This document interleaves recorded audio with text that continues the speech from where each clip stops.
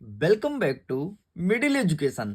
लीजिए स्टूडेंट, अब आपके सामने अर्धवार्षिक परीक्षा अर्थात हाफ ईयरली एग्जाम वर्ष 2024 कक्षा 9वीं विषय विज्ञान का अभ्यास प्रश्न पत्र सेट नंबर 1 लेकर के आ चुका हूं। जी हां, आपने सही सुना, ये आपके सामने सेट नंबर 1 है। आपको पता है, आपका जो हाफ ईयरली एग्जाम का पेपर रहेगा, मतलब अर्धवार्षिक परीक्षा का पेपर, वो दो सेटों में आ रहा है, सेट नंबर ए और सेट नंबर बी।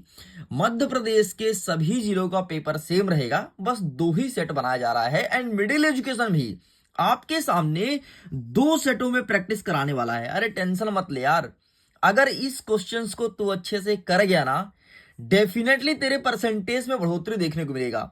अगर तेरा 50% बन रहा था ना, तो वहां से हाई होकर के और तेरे अच्छे परसेंटेज बनने वाले हैं।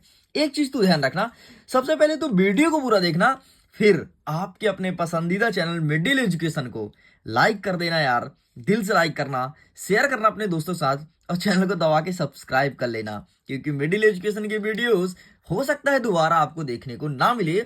सब्सक्राइब करके रखोगे और बगल में घंटी है, उसे प्रेस कर लेना, ताकि लेटेस्ट वीडियो का नोटिफिकेशन सबसे पहले आपके पास आए एंड आप उसका फायदा उठा पाएं। देखो, अगर मैं टोटल आपके एग्जाम की बात करूं तो 75 मार्क्स का एग्जाम रहना है, और समय आपको पता है मात्र 3 घंटे दिए जाएंगे। अब 3 घंटे में ही पूरा क्वेश्चन आपको सॉल्व करना है। अच्छा, यहां पर देखो कुछ निर्देश लिखा है, जैसे सभी प्रश्न को हल करना अनिवार्य है। अरे जो नहीं बनता है ना, ऐसा ट्रिक बता दूंगा, जो प्रश्न तुमसे नहीं बनेगा उसे भी तुम सॉल्व कर पाओगे। बस तुम्हें वीडियो में एंड तक बने रहना पड़ेगा। एंड 1 से लेकर के 5 तक जितने क्वेश्चन होंगे, टोटल 30 वस्तुनिष्ठ पूछे जाएंगे। मतलब इसमें आपके सब कुछ रहेंगे, सही विकल्प, सत्य सत्य, सही जोड़ी, सब कुछ रहेगा। और प्रत्येक प्रश्न के लिए 1 नंबर। सही वस्तुनिष्ठ प्रश्न को सॉल्व करने का ट्रिक भी बताऊंगा कि कैसे सॉल्व किया जाता है, अगर तुमसे नहीं बन रहा है तो। बहुत फायदेमंद वीडियो होगा भाई। और 6 से लेकर के 23 तक जितने क्वेश्चन रहेंगे, सभी में अतिरिक्त विकल्प दिया रहेगा, मतलब 2 प्रश्न रहेंगे। अपने इच्छा अनुसार एक प्रश्न को अटेंड करो। एंड आगे देखते हैं, 6 से लेकर के 17 तक टोटल 2 अंकीय प्रश्न देखने को मिलेगा, जिसकी संख्या 12 रहेगी। 18 से लेकर के 20 तक 3 अंकीय प्रश्न देखने को मिलेगा, जिसकी संख्या 3 रहेगी। एंड 21 से लेकर 23 तक 4 अंकीय प्रश्न देखने को मिलेगा, जिसकी संख्या 3 रहने वाली है। इस प्रकार से ये रहा है आपका निर्देश। निर्देश must important in your examination. अच्छा सुनो, different type of social media भी है। फेसबुक पर MP4 देखोगे। अब MP4 क्या है साहब, अरे एक बार जोड़ो तो तुम्हें MP4 से लेकर के अल्ट्रा HD तक पता चल जाएगा। एंड टेलीग्राम पर PDF मिलेंगी, यही PDF जो तुम देख रहे हो। और अगर PDF को तुमको डाउनलोड करना है, लिंक डिस्क्रिप्शन बॉक्स में है। एंड इंस्टाग्राम पर 30 डेज चैलेंज चल रहा है, जिस चैलेंज को एक्सेप्ट करने के लिए मिडिल एजुकेशन रात रात जग करके मेहनत करता है। एक बार देखो तो उस चैलेंज को। अब देखो, हम फटाफट स्टार्ट करते हैं प्रश्न क्रमांक 1 से। हमारा पहला नंबर कहता है कि सही विकल्प चुन करके लिखो। पहला नंबर कहता है, पदार्थ की वह अवस्था जिसमें द्रव्य का आकार नहीं परंतु आयतन निश्चित होता है, क्या कहलाता है? जिसमें द्रव्य का आकार नहीं किंतु आयतन निश्चित हो, तो इसे द्रव कहते हैं। आपको पता है, जिसका आकार तो नहीं होता, पानी का कोई आकार नहीं होता, लेकिन वेट है कि पानी 1 लीटर होगा, 2 लीटर होगा, ये फिक्स है, इसीलिए इसे द्रव कहते हैं। तुम्हारा 1 नंबर फिक्स। मैं ट्रिक बताऊंगा, टेंशन मत लो, एंड में, पहले देख लो। हमारा दूसरा नंबर कहता है, बिलियन का वह घटक जिसकी मात्रा दूसरे से अधिक होती है और जो दूसरे घटक को बिलियन में मिलाता है, उसे क्या कहते हैं? भाई, बिलियन की वह मात्रा जिसकी मात्रा दूसरे से अधिक होती है, उसे तो विलायक कहते हैं। तो ऑप्शन नंबर बी तुमको टिक करना है। आगे बढ़ते हैं, तीसरा नंबर, 2 या 2 से अधिक परमाणुओं का समूह क्या कहलाता है? अगर 2 या 2 से अधिक परमाणु को हम जोड़ेंगे तो उसे क्या कहेंगे? तत्व, यौगिक, आयन या फिर अणु। तो भाई साहब, उसे अणु कहते हैं। 2 या 2 से अधिक परमाणु को जोड़ने पर अणु का निर्माण होता है। आगे देखते हैं, चौथा नंबर कहता है कि कैनॉल रे की खोज किसने की है? ऑप्शन देखो, ई गोल्डस्टीन, जे थॉमसन, डाल्टन या रदरफोर्ड। तो भाई साहब, कैनॉल रो को बताने वाले आपके ई गोल्डस्टीन थे। आपको पता है, ई गोल्डस्टीन ने प्रोटॉन की खोज की थी, ठीक है। न्यूट्रॉन की खोज जेम्स चैडविक ने किया था। इलेक्ट्रॉन की खोज सर जे थॉमसन ने किया था, यह भी ध्यान रखना। नेक्स्ट हमारा 5वां नंबर कहता है कि एक कोशिकीय जीव का उदाहरण है। ऑप्शन देखो, मच्छर, घोड़ा, केचुआ या अमीबा। एक कोशिकीय मतलब जिसमें कोशिका की संख्या 1 होती है, वही तो है आपका अमीबा। और अमीबा एक ऐसा जीव है ना, जिसे तुम जितनी बार काटोगे उतने नए जीव की उत्पत्ति होगी। अब देख यार, अगर मैं तेरे को काटूं तो तू मर जाएगा ना, लेकिन अमीबा को तू काट ले, जितनी बार काटेगा नया जीव बनेगा। क्या गजब ने भाई, भगवान ने क्या गजब संसार रचा है। आगे देखते हैं 6वां नंबर, तेज हवा के चलने से पेड़ के फल या पत्ते टूट कर गिर जाते हैं। अरे हाँ भाई, सही है। मेरे घर के पास एक पेड़ लगा था, अच्छी जोर से हवा आई, पेड़ का पत्ता टूट गया। क्यों टूटा? क्योंकि उसमें गतिक जड़त्व के कारण, मतलब पहले वो स्थिर अवस्था में था, हवा आई, अचानक वो गति अवस्था में हुआ और पत्ते टूट के गिर गए। इस प्रकार से होता है कंप्लीट। अब देखो ट्रिक। जी हाँ, सही सुना। अब देखो ट्रिक। देखो यार, जब भी सही विकल्प आए और तुमसे ना बने ना, तो आंख बंद करके ज्यादातर तुमको बी और डी को टिक करना है। जी हाँ, तुमने सही सुना, ज्यादातर तुमको बी और डी वाले ऑप्शन को टिक करना है। आओ दिखाते हैं। देखो, इसका सही उत्तर क्या है? बी। इसका सही उत्तर क्या है? बी। इसका सही उत्तर क्या है? डी। इसका सही उत्तर क्या है? एक ए। ए मतलब एक प्रश्न का उसका भी ए है, ठीक है। पांचवें का देखो डी, छठवें का देखो बी। तो ज्यादातर तुमको विज्ञान विषय में बी और डी को टिक करना है। अगर तुम ये कर गए और ट्रिक को समझ गए तो डेफिनेटली एग्जाम में टॉप करोगे। बता दी ना ट्रिक। और आगे ट्रिक बताऊंगा, टेंशन मत लो। अरे बेहतरीन बेहतरीन ट्रिक है और सभी विषय के लिए अलग अलग ट्रिक काम करती है। सारे विषय में अप्लाई मत करना, ये ट्रिक केवल विज्ञान विषय के लिए है, जब ना बने तो। आगे देखते हैं। दूसरा नंबर कहता है रिक्त स्थान की पूर्ति कीजिए। पहला नंबर कहता है क्रिया एवं प्रतिक्रिया बल डैश डैश दिशा में कार्य करती है, तो क्रिया और प्रतिक्रिया बल हमेशा विपरीत दिशा में कार्य करेगी। तो यहां पर आपको विपरीत लिखना है, हमेशा विपरीत दिशा में, सेम डायरेक्शन में कभी कार्य नहीं करती है। दूसरा नंबर कहता है किसी वस्तु का डैश डैश डैश द्रव्यमान तथा गुरुत्वीय त्वरण के गुणनफल के बराबर होता है, तो क्या होता है? तो वजन। वजन, ठीक है, वो से वजन पढ़े होगे छोटे में, ठीक, तो ये लिखना। तीसरा नंबर कहता है कि किसी वस्तु में उसके गति के कारण निहित ऊर्जा को क्या कहते हैं? देखिए यार, ऊर्जा दो प्रकार की होती है, एक होती है गतिज ऊर्जा, दूसरा होता है स्थितिज ऊर्जा। तो गति के कारण निहित होती है तो उसे गतिज ऊर्जा कहेंगे। गतिज ऊर्जा, कितना सिंपल था ना, लेकिन तेरे लिए बहुत टफ था। अरे देखना, इसका भी ट्रिक बताऊंगा। नेक्स्ट कहता है चौथा नंबर, ध्वनि तरंगे डैश डैश तरंगे होती है, तो ध्वनि तरंगे आपकी यंत्र की तरंगे होती है भाई साहब, यांत्रिक की तरंगे या फिर यांत्रिक तरंगे, ठीक है, कुछ भी लिखो चलेगा। पांचवा नंबर कहता है खरपतवार उदाहरण है, तो खरपतवार जो है वो घास का एग्जाम्पल है, ठीक है, मतलब इसके खरपतवार की एग्जाम्पल घास है। अब घास भी कई प्रकार का होता है, एक होता है गाजर घास, दूसरा होता है दूबी घास, तो कुछ भी लिखो चलेगा। नेक्स्ट हमारा कह रहा है 6वां नंबर कि कोलाइडी एक डैश डैश मिश्रण है, तो कोलाइडी एक विषमांगी मिश्रण है। कैसा मिश्रण है? विषमांगी मिश्रण है। कोलाइडी एक विषमांगी मिश्रण है, इस चीज को ध्यान रखिएगा। इस प्रकार से प्रश्न 1 और 2 को मैंने कंप्लीट कर दिया। अब इसका ट्रिक जरा सुनो। देखो, ज्यादातर क्वेश्चंस ना आपके पेपर के बीच से आते हैं, ज्यादातर क्वेश्चन इसमें, ठीक है, तो इसको आपको थोड़ी थोड़ी पढ़ना पड़ेगा किताब से, और पढ़ने के बाद ही इसे सॉल्व करवाओगे। इसका कोई अच्छा खासा ट्रिक नहीं है, लेकिन मैं ट्रिक लगातार ढूंढने में लगा हूं। जैसे ही मुझे ट्रिक पता चलता है, नेक्स्ट वीडियो में आपके सामने ट्रिक के साथ प्रेजेंट करूंगा। आइए देखते हैं। तीसरा नंबर कहता है सत्य और असत्य लिखिए, मतलब सही गलत बताना है, और ये तो बहुत ही सरल है। देखो, मिश्रण में एक से अधिक शुद्ध पदार्थ निश्चित अनुपात में मिले होते हैं, तो नहीं यार, मिश्रण में नहीं मिले होते हैं, ये मिलेगा आपके यौगिक में, तो यहां पर तुम गलत कर दोगे। नेक्स्ट कहता है कि आर्गन का इलेक्ट्रॉनिक विन्यास 288 है, तो सबसे पहले देखो आर्गन का सिंबल होता है AR, ठीक है, और इसका परमाणु क्रमांक क्या होता है? 18, सॉरी हाँ 18 होता है, ठीक है। अब देखो इसको जोड़ो, क्या 18 है, तो 8 में 8 जोड़ेंगे 16, 16 2 18। अरे बिल्कुल सही है, अरे मिल गया ना आर्गन का इलेक्ट्रॉनिक विन्यास। इस प्रकार से ये होता है कंप्लीट। चलो आगे बढ़ते हैं। हमारा तीसरा नंबर कहता है कोशिका जीवन की रचनात्मक एवं कार्यात्मक इकाई नहीं है। अरे भैया, कोशिका जीवन की रचनात्मक, संरचनात्मक, कार्यात्मक तीनों प्रकार की इकाई है, तो नहीं है, तो गलत भाई, नहीं, गलत बोल रहे हो, है। अब देखो, तुम, मुझे पता है कि तुम बोर होने लगे हो। अरे यार, कहां से पढ़ाई करना पड़ रहा है, एग्जाम भी। अरे तो बोर क्यों हो रहे हो भाई? तुम्हारे लिए मिडिल एजुकेशन अगेन आपको बोल रहा है, एक बार तुम इंस्टाग्राम पर जाओ तो सही। अगर जो तुम बोर हो रहे हो ना, तुम्हारी बोरनेस दूर हो जाएगी एंड तुम्हारा पढ़ाई में मन लगेगा। एक बार जुड़ो तो सही, बहुत फायदा मिलेगा। अब देखो यार, अच्छे से एक एक क्वेश्चंस को प्रिपेयर करते जाओ, और अपना जोश लेवल, अभी तुम कितने एक्साइटेड हो, अभी तुम्हारे अंदर कितना एक्साइटमेंट है पढ़ाई को लेकर के, एक बार जा करके खटाखट कमेंट सेक्शन में लिख दो, मैं भी तो देखूं। और जिसका कमेंट जोश लेवल में टॉप में रहेगा, 9 मिनट के बाद भी जिसका जोश लेवल अच्छा खासा बना रहेगा, उसके कमेंट को एक लाइक मिडिल एजुकेशन की तरफ से। अब देख भाई, तेरा चौथा नंबर कहता है गति का प्रथम नियम बल की परिभाषा व्यक्त करता है। जो गति का पहला नियम होता है, क्या बल की परिभाषा बताता है? तो बिल्कुल ये बात सत्य है, गति का प्रथम नियम बल की परिभाषा बताता है। पांचवा नंबर कह रहा है कि दाब एक अदिश राशि है, ये भी सही बात है।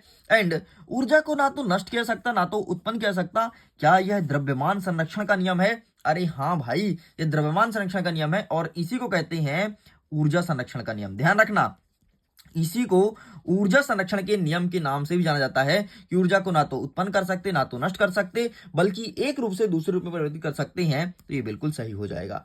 इस प्रकार से देखो अब सही और गलत का ट्रिक। देखो यार, जितना भी तुमसे सबसे पहले सही गलत बन रहा है ना, उसको तुम टिक कर लो। अब जो नहीं बन रहा है उसको जरा ध्यान से समझो। विज्ञान के सही गलत में ज्यादातर तुमको सही का टिक करना है, ज्यादातर तुमको सही का टिक करना है। और अगर कहीं पर ऐसा प्रश्न रहे कि नहीं लिखा रहे, तो नहीं लिखा रहे तो उसमें हमेशा तुमको गलत का टिक करना। इस चीज को ध्यान रखना, क्योंकि जब कहीं भी नहीं लिखा होता है मतलब दिए गए कथन को गलत करने की बात कर रहा है, तुम्हारे नॉलेज स्तर को चेक कर रहा है। तो जब कभी नहीं लिखा रहे विज्ञान विषय में, हमेशा तुम गलत का टिक करना और ज्यादातर तुमको सत्य असत्य में सही लगा करके आना है। देख लेना तुम्हारे नंबर बढ़ेंगे। बस ट्रिक बस ध्यान रखना, ठीक है? ये ट्रिक है और इस ट्रिक को अप्लाई करके लाखों स्टूडेंट एग्जाम में टॉप किए हैं। ये मैं ऑनलाइन नहीं बताता, हमेशा ऑफलाइन क्लास में ये सब ट्रिक बताता हूं और बच्चों को फायदा मिल रहा है, लेकिन पहली बार मैं ऑनलाइन बता रहा हूं। अब देखो प्रश्न क्रमांक 4 कह रहा है कि सही जोड़ी मिलाओ। अब देखो नील हरी सवाल, इसका तो चुटकियों में ट्रिक बताऊंगा, चुटकियों में सॉल्व करवाओगे, चुटकी बजाते। देखो सबसे पहले भाई समझो कि हमसे एक बन रहा है, ठीक है? केवल एक बन रहा है। चलो, नीलहरी सवाल नहीं बन रहा, बर्फ का गलनांक नहीं बन रहा, संदेशों का सवाल नहीं बन रहा, गति का नियम। मैंने कहीं पढ़ा था कि गति का द्वितीय नियम होता है F बराबर ma। हमें एक ही पता है, ठीक है? हमें एक ही पता है भाई, हमें एक ही पता है, तो तुमको भी एक पता है। तो चुपचाप हम क्या करेंगे, इसको मैच कर देंगे ऐसे, ठीक? हमें एक पता है। नेक्स्ट कहता है कोलाइड और गति का तृतीय नियम, ठीक? तो हमने देखा यार कि चलो भाई ये तो खत्म हो गया। अब बचा क्या? दूध बचा, जैव उर्वरक, क्रिया प्रतिक्रिया, तांत्रिक उत्तिका और 273.15। एक बात बताओ, ये गणितीय अंक है, तो गणितीय अंक किससे मैच कर रहा है? क्या नील हरी सवाल से? क्या सवाल गणित में हो सकता है? अरे कभी नहीं होगा रे, सवाल गणित में क्यों होगा? ठीक है, बर्फ का गलनांक, जो गलनांक होता है, जो क्वथनांक होता है, हमेशा यही गणितीय अंक होगा, हमेशा यही होगा गणितीय अंक भाई। तो चुपचाप मैच कर दे, जब तेरे को जो मिल गया वो मैच करते जा। अब भाई ये भी खत्म, ये भी खत्म, ठीक है?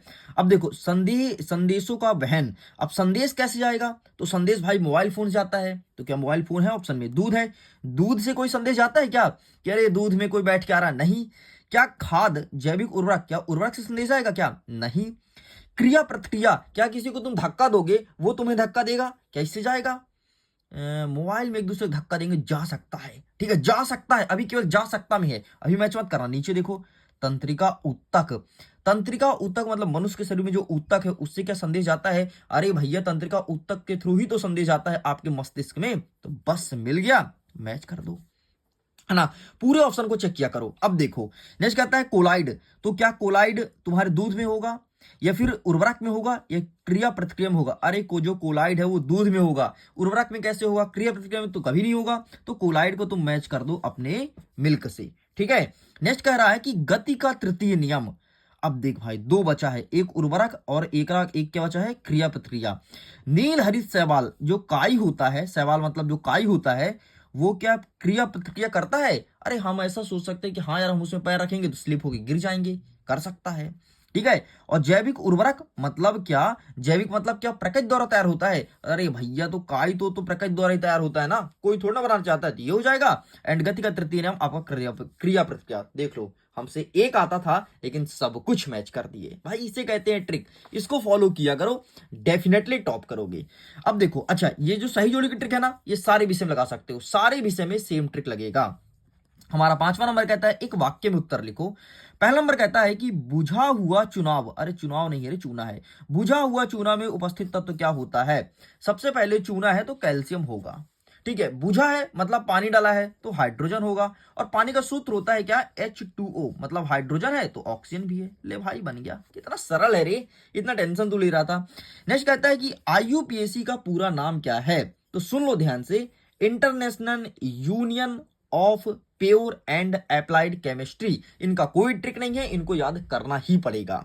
नेक्स्ट के देखते हैं तीसरा नंबर, कोशिका में पाए जाने वाले दो अंगक का नाम लिखो। कोशिका में कई सारे अंग पाए जाते हैं, लेकिन दो पूछा है तो एक देखो माइटोकॉन्ड्रिया, जो इंपॉर्टेंट है उसे लिखेंगे, ठीक है। और माइटोकॉन्ड्रिया तो सब जानते हो ना, एक प्रश्न पूछता है हमेशा माइटोकॉन्ड्रिया का कोशिका का बिजली ग्रह क्या कहा जाता है, पढ़े होगे।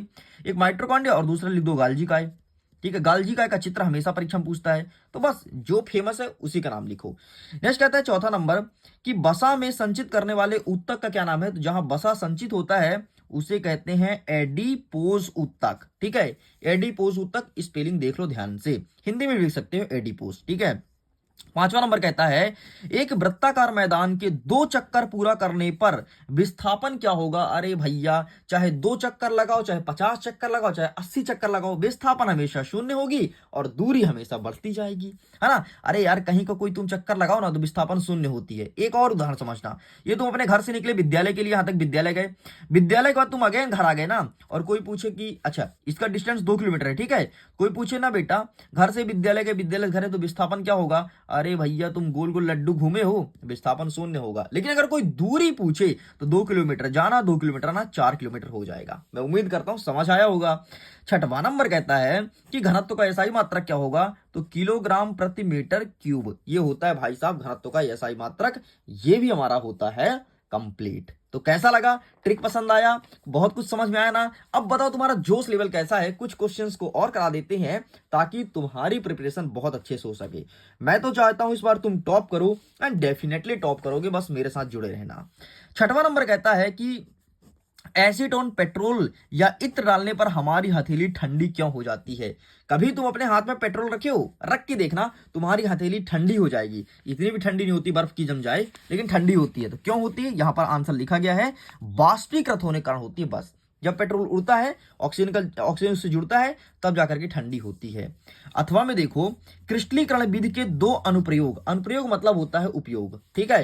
तो क्रिस्टलीकरण विधि के 2 अनुप्रयोग लिखना है। तो आइए दिखा देते हैं फटाफट 2 अनुप्रयोग। ये रहा है आपके सामने अनुप्रयोग, फोटो खींच लो।